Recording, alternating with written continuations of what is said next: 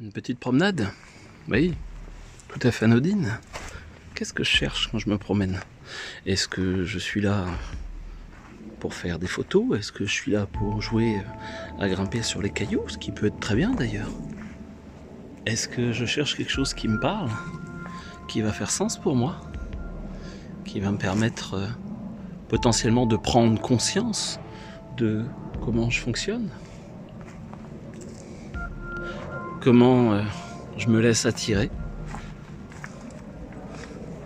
Comment parfois aussi je peux très bien reculer ou voilà, passer. Et qu'est-ce qui se passe parfois quand je suis comme ça entre deux pieds? Comment ça résonne? Comment ça résonne au niveau sonore? Mais comment ça résonne au niveau intérieur?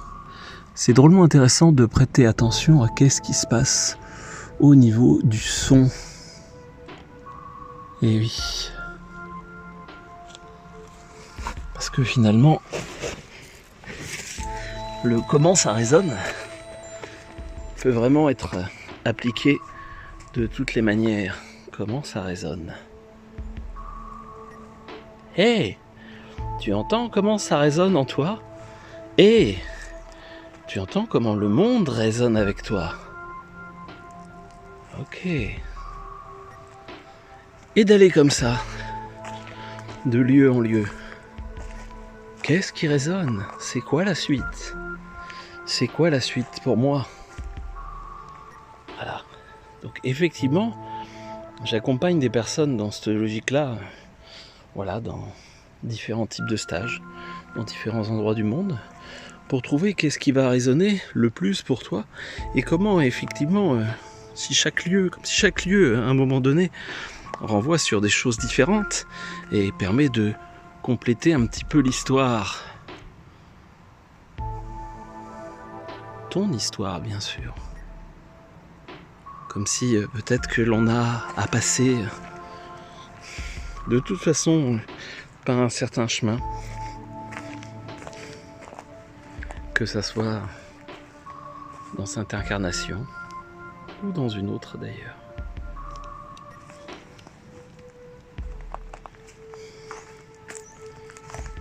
Donc regardez déjà ce qu'il y a autour de chez vous.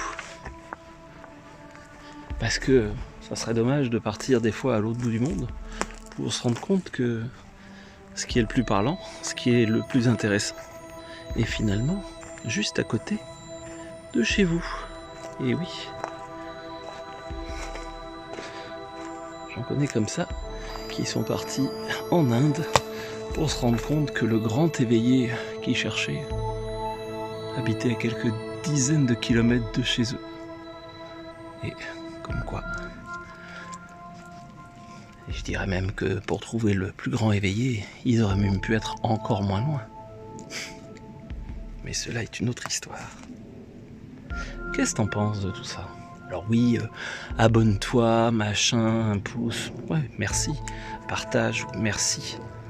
Mais surtout, parle-moi de toi. Mouille-toi. La logique de coévolution, c'est une logique à un moment donné de transparence. Pour moi, j'adore prendre le temps de me perdre aussi. Je suis là pourquoi? Je pars des fois pour un thème, et puis ça se transforme. Cet après-midi, le thème, c'est nourriture. Parce que, quoi de plus essentiel?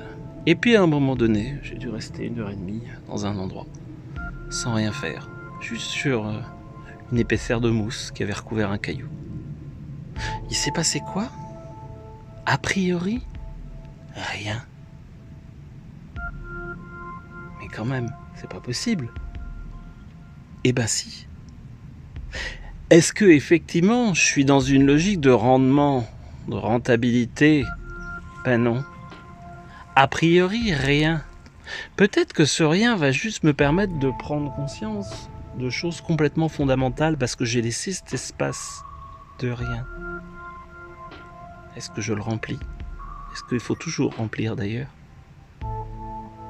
Laisser un peu d'espace. Tiens, et si tu posais ton téléphone pour 5-6 minutes? Si tu te mettais loin d'écran, et juste de 5-6 minutes là, à rien faire. Et tu reviens aussi me parler de ça. En commentaire, après. Qu'est-ce qui s'est passé? C'était facile? C'était frustrant? C'était agaçant? C'était génial? D'ailleurs, t'es jamais revenu mettre un commentaire puisque tu as lâché définitivement ton téléphone portable et ton ordinateur. Allons savoir. Allez, à très bientôt. C'est Jean-Pierre Martinez du site espritdelanature.fr.